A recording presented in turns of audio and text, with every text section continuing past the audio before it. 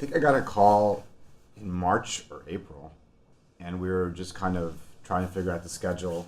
We got in the room and, we just kind of started working and stuff immediately, right? I think we kind of put together 2 or 3 the first day.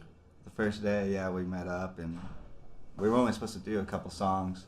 Yeah. I remember. I think we pumped out, to the first day. Yeah, to the first day, and we were only able to rehearse like once a week. Yeah. At the beginning of it, so I just remember the only thing I wanted to put it out.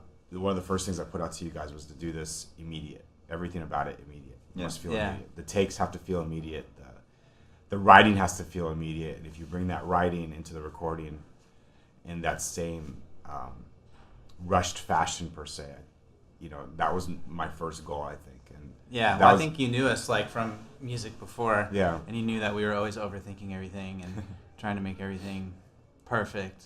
So even just from the writing sessions, it kind of felt like, nope, that riff's cool. Let's just move on. Yeah. And you just kept playing drums, so there was no really like time for us to stop.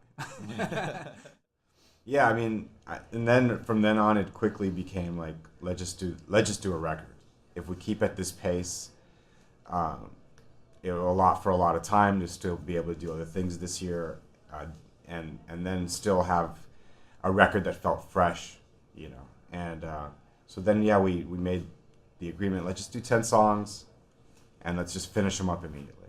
Yeah. And I think the whole goal of it was achieved in the sense of that nothing was overthought. Mm-hmm. Everyone played well, and it was about performance then and energy more than anything else. Because I feel, as we all know, that stuff gets sucked out of records nowadays. Yeah. And from people over editing drums to over editing vocals and tuning vocals like crazy, and I just think we couldn't do it on tape, but I wanted it to feel that way. Yeah. Well, it's scary.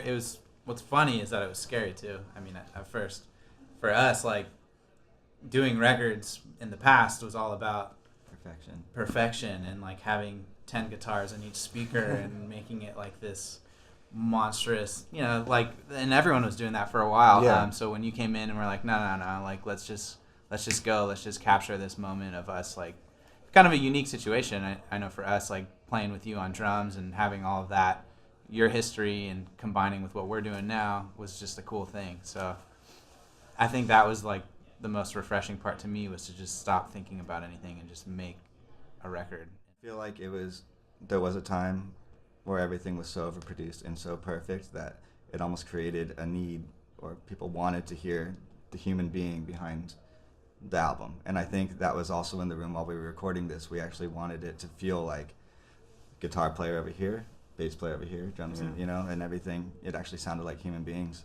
Yeah. Whatever that feel is going to be for that record is you have to kind of, start it with that idea and end it with that same idea. And that was kind of like goal 2 for me, is to like be just as excited when we were tracking, live together to putting percussion down, and it has to feel that way, which was really good. I think, we ended up doing it, because we couldn't work all the time over a few months, and it was a lot of fun. I had a good time doing it, and it was really neat to kind of, for me at least, to kind of be a drummer at one point when I was tracking, and then go into production mode when I wasn't tracking. And that was I hadn't done that before. I've either like produced stuff or just played on stuff, and I think it was the first time I did kind of both together, and it was a really fun experience to do it that way.